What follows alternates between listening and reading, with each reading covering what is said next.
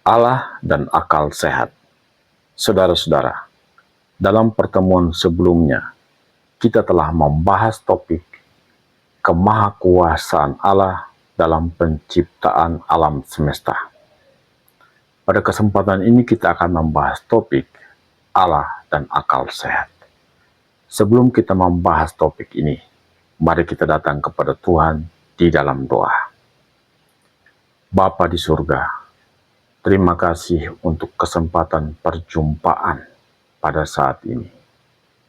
Kami akan bersama-sama mempelajari satu kebenaran tentang Allah dan hubungannya dengan akal sehat manusia.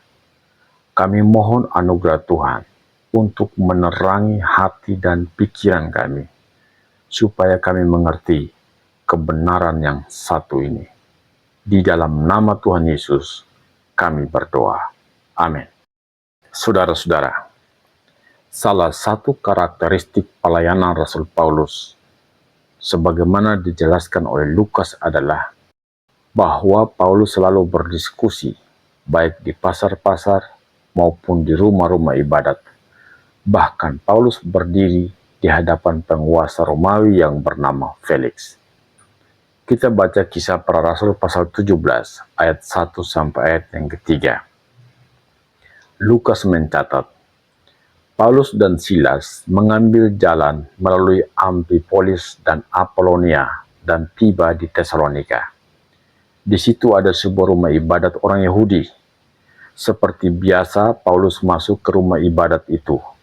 3 hari Sabat berturut-turut ia membicarakan dengan mereka bagian-bagian dari kitab suci. Ia menerangkan kepada mereka dan menunjukkan bahwa Mesias harus menderita dan bangkit dari antara orang mati. Lalu ia berkata, inilah Mesias, yaitu Yesus yang kuberitakan kepadamu. Garis bawahi narasi, ia membicarakan dengan mereka bagian-bagian dari kitab suci. Kita baca lagi Kisah Para Rasul pasal 18 ayat 1, 4, dan 19. Ayat yang 1 dikatakan, kemudian Paulus meninggalkan Athena lalu pergi ke Korintus.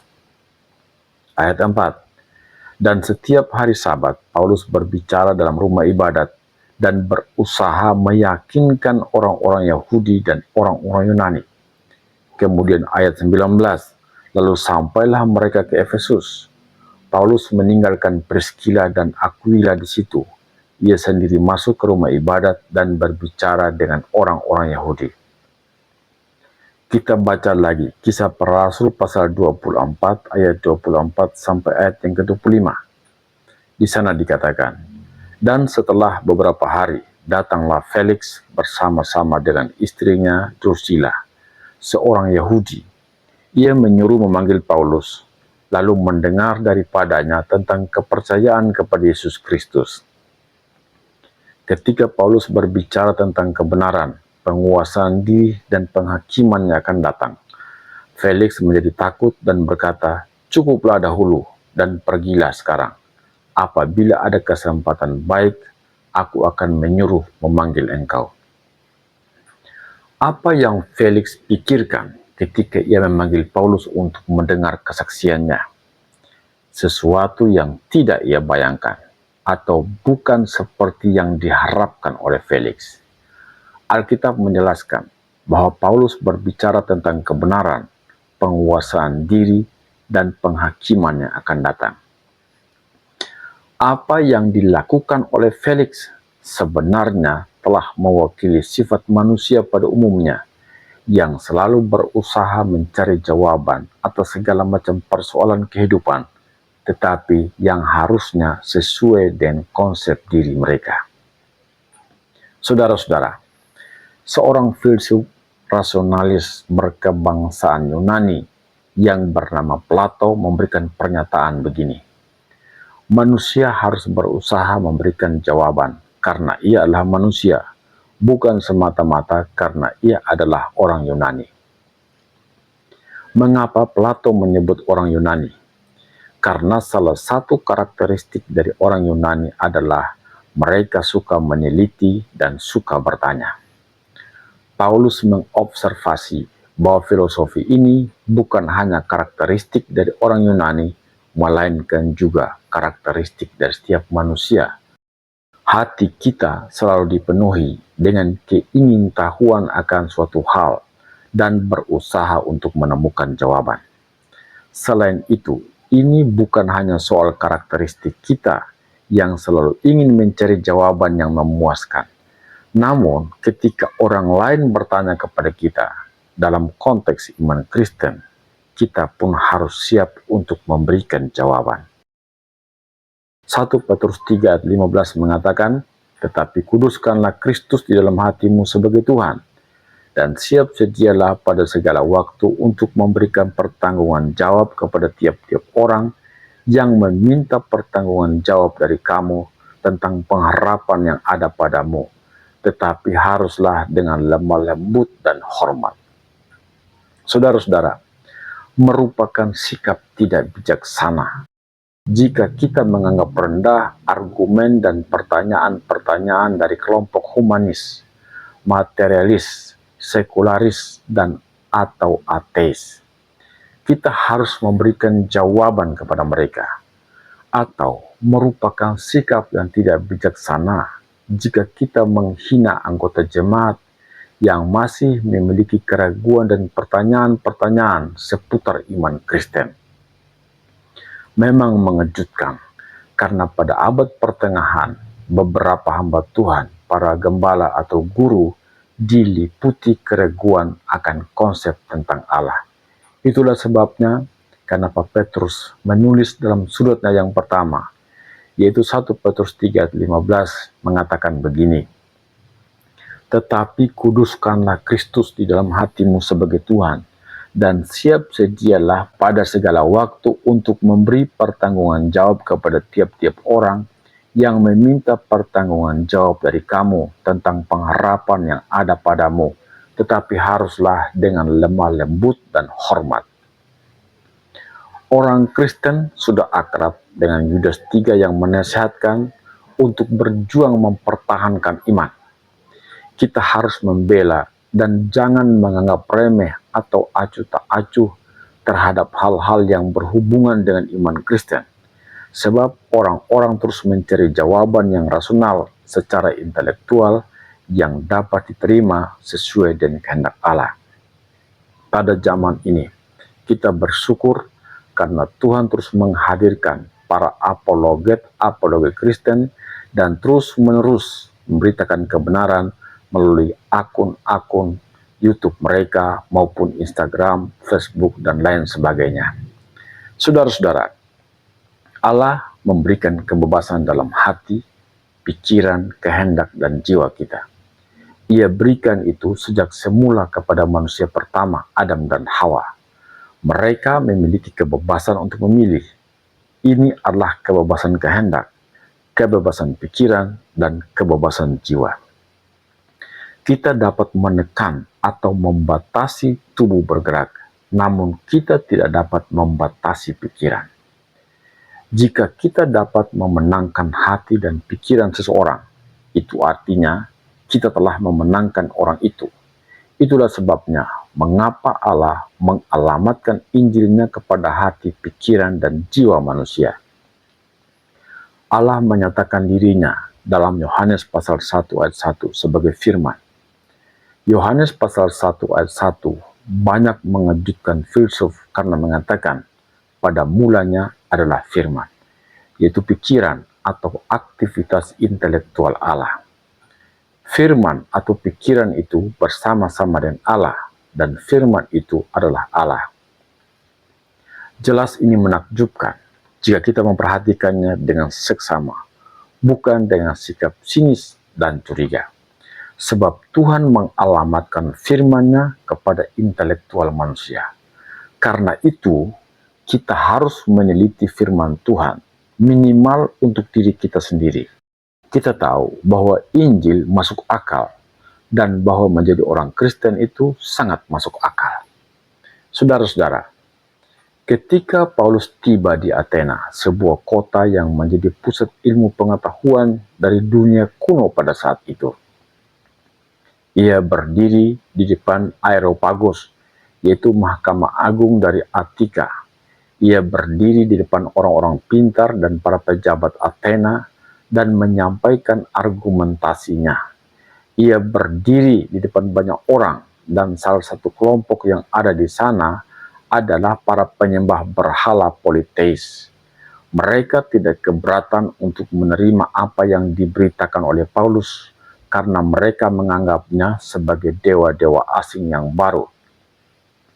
Ketika Paulus berdiri di depan mereka, mereka tertarik mendengar khotbahnya karena berhubungan dengan dewa-dewi baru. Paulus memberitakan Yesus yang dalam bahasa Yunani menggunakan bentuk maskulin. Mereka pikir ini mengacu kepada seorang dewa. Paulus berkhotbah tentang Yesus dan kebangkitan dari antara orang mati. Orang-orang Athena telah menggantungkan hidup mereka kepada pasangan dewa-dewi. Ada beberapa pasangan dewa-dewi yang sangat terkenal pada saat itu, antara lain Jupiter dan Juno, Isis dan Osiris. Jadi ketika Paulus berkhotbah, mereka tertarik dengan pribadi Yesus yang mereka asumsikan sebagai dewa baru. Namun Paulus mengatakan mereka tidak boleh berpikir tentang pasangan dewa-dewi.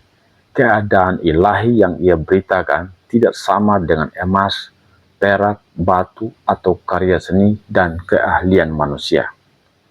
Paulus berkata bahwa Allah tidak mungkin dapat dipahami dengan pengetahuan manusia yang terbatas.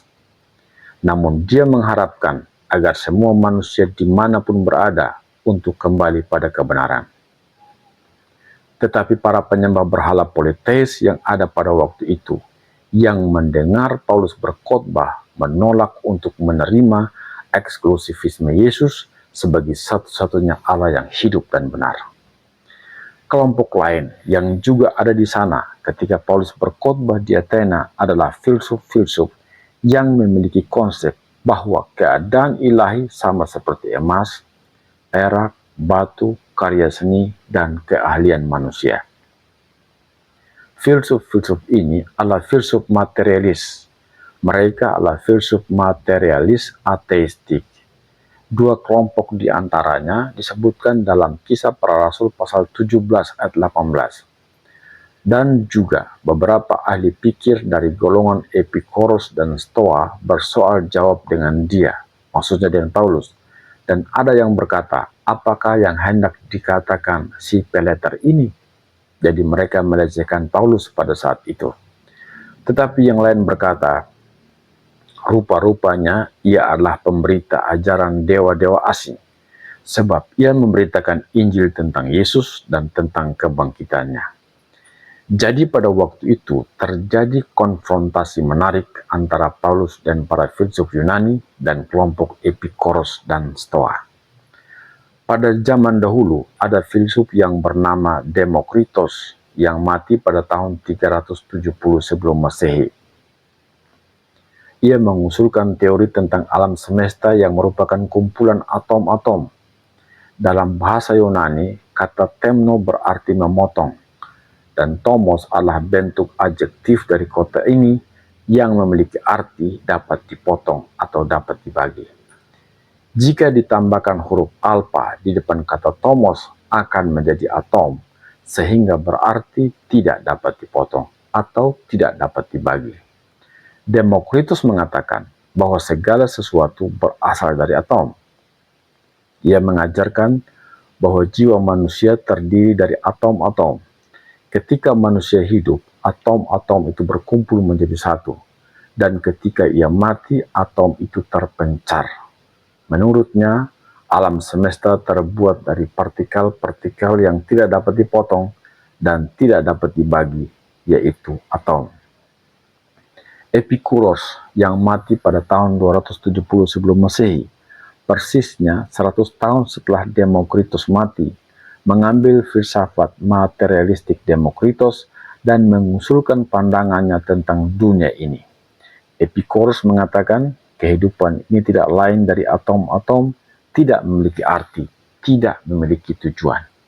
Oleh sebab itu, Epicurus mengajarkan bahwa kita harus mencari kesenangan diri selama masih hidup. Bersenang-senanglah, dapatkan semua yang kita inginkan, dan puaskan hasrat pribadi. Kalimat yang terkenal adalah minum-minumlah sepuasnya dan nikmatilah kehidupan ini, karena besok kita akan mati. Itulah filsafat Epicurus. Kemudian ada tokoh Zeno. Zeno mati kira-kira 6 tahun setelah Epicurus. Ajarannya sedikit berbeda dengan para materialis dan ateis.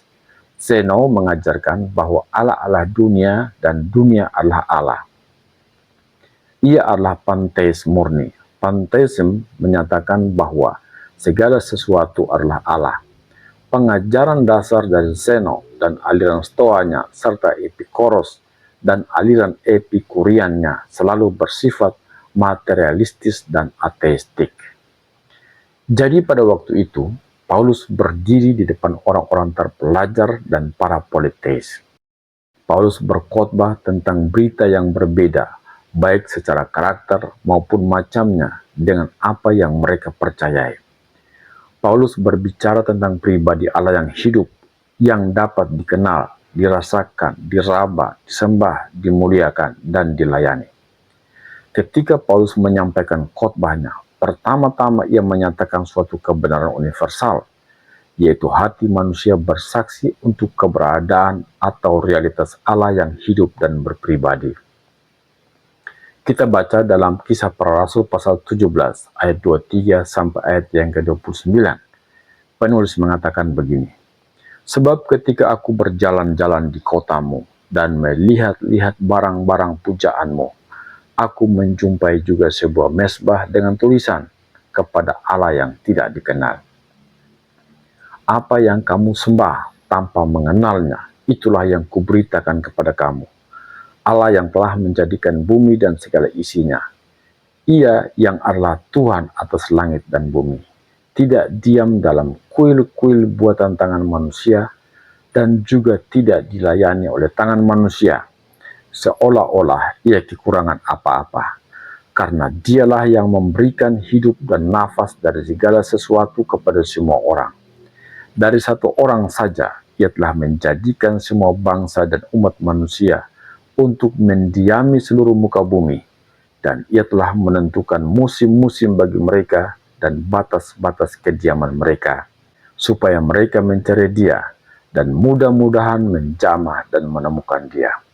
Walaupun Ia tidak jauh dari kita masing-masing, sebab di dalam Dia kita hidup, kita bergerak, kita ada, seperti yang telah juga dikatakan oleh pujangga-pujanggamu, sebab kita ini dari keturunan Allah juga. Karena kita berasal dari keturunan Allah, kita tidak boleh berpikir bahwa keadaan ilahi sama seperti emas atau perak atau batu, ciptaan kesenian dan keahlian manusia.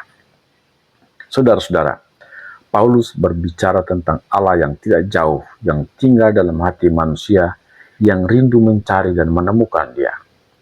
Semua filsafat dunia tidak dapat memuaskan kelaparan pikiran dan jeritan hati nurani manusia untuk menemukan Allah. Ini adalah penyataan yang bersifat universal. Pertanyaan terbesar di zaman ini bukan soal komunisme melawan individualisme, namun apakah manusia dapat hidup tanpa Allah? Secara universal, ada teriakan berbeda-beda dalam hati manusia yang membutuhkan Allah. Bahkan pemerintahan komunis manapun tidak dapat menghentikan jeritan ini. Misalnya saja, jika dunia kita ini berada lebih dekat sedikit dengan matahari, maka kita semua akan terbakar. Kita semua akan mati hangus terbakar. Seluruh alam semesta memiliki tujuan dan desain. Sirip pada ikan memiliki tujuan. Sayap pada burung memiliki tujuan. Tangan manusia yang didesain sedemikian rupa memiliki tujuan. Demikian halnya, Allah menempatkan jiwa agar memiliki rasa lapar akan Dia. Ia telah mendesain seperti itu. Hati manusia tidak dapat menyangkal keberadaan Allah. Saudara-saudara, kesaksian yang teragung dari semua bukti eksistensi dan realitas dari Yang Maha Tinggi adalah wahyu Allah di dalam Yesus Kristus. Tuhan Yesus berkata, barang siapa telah melihat aku, ia telah melihat Bapa. Itu yang dicatat dalam Yohanes pasal 14 ayat 9. Jadi Kristus adalah Allah yang dapat dilihat, Allah yang dapat disentuh, Allah yang hidup, Allah yang berinkarnasi. Yesus adalah Tuhan kita. Semua fakta terbesar yang tidak dapat disangkal di sepanjang masa adalah Yesus adalah Tuhan. Dunia tidak dapat menguburnya, bumi tidak cukup dalam untuk menguburnya, awan tidak cukup lebar untuk menyelimutinya, dan batu karang tidak cukup besar untuk menutupi kuburnya. Sebab ia bangkit dari kematian, ia hidup dan dia naik ke sorga. Dia agung, dia berdiri dalam sejarah manusia. Sebelum dia disebutkan tahun sebelum Masehi, dan setelah dia datang disebut tahun Anno Domini atau tahun Masehi. Kelahiran dan kematiannya merupakan pusat peradaban dari alam semesta. Ia adalah Allah yang menyatakan dirinya. Kolose pasal 1 ayat 15 mengatakan, ia adalah gambar Allah yang tidak kelihatan. Kolose pasal 2 ayat 9 mengatakan, sebab dalam dialah berdiam secara jasmania seluruh kepenuhan kealahan Allah. Ibrani pasal 1 ayat 3 mengatakan, ia adalah cahaya kemuliaan Allah dan gambar wujud Allah. Yohanes pasal 14 ayat 9 mengatakan, barang siapa telah melihat aku, ia telah melihat Bapa. Saudara-saudara, mengenal Tuhan Yesus sama dengan mengenal Allah.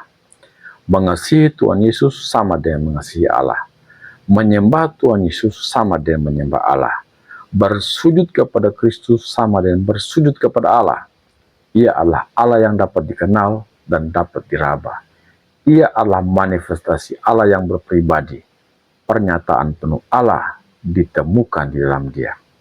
Paulus menulis dalam 2 Korintus pasal 4 ayat 6. Sebab Allah yang telah berfirman, dari dalam gelap akan terbit terang. Ia juga yang membuat terangnya bercahaya di dalam hati kita, supaya kita beroleh terang dari pengetahuan tentang kemuliaan Allah yang nampak pada wajah Kristus. Kapan Allah memberikan terang pengetahuan kemuliaannya kepada manusia? Apakah melalui alam semesta? Tidak. Walaupun semua itu menyatakan kemuliaannya. Apakah melalui pemeliharaannya atas sejarah hidup manusia? Tidak. Walaupun dialah yang memungkinkan sejarah ini terjadi dalam tujuan dan rencananya. Apakah melalui bintang-bintang yang memancarkan cahayanya untuk menyinari kita? Juga tidak. Ia memberikan terang pengetahuan kemuliaannya ketika memimpin kita untuk menemukan Yesus Kristus. Ketika kita mengalami perjumpaan pribadi dengan Tuhan Yesus. Thomas ketika melihat tangan Tuhan yang berlubang paku yang telah bangkit berkata, Tuhanku dan Allahku. Yohanes ketika berada di Pulau Patmos menulis dalam Wahyu pasal 1 ayat 17 sampai ayat 18 mengatakan, ketika aku melihat dia, tersungkurlah aku di depan kakinya sama seperti orang yang mati. Tetapi ia meletakkan tangannya di atasku lalu berkata, jangan takut, aku adalah yang awal dan yang akhir dan yang hidup. Aku telah mati, namun lihatlah aku hidup sampai selama-lamanya dan aku memegang segala kunci maut dan kerajaan maut. Saudara-saudara, Allah menjawab akal sehat. Mempercayai Allah adalah kebenaran penting dan sangat masuk akal. Menerima dan percaya kepada Yesus Kristus sebagai Tuhan dan Juru Selamat adalah kebenaran sempurna, baik di dunia ini maupun di surga. Saudara-saudara, sampai jumpa dalam program selanjutnya. Tuhan Yesus memberkati kita. Amin.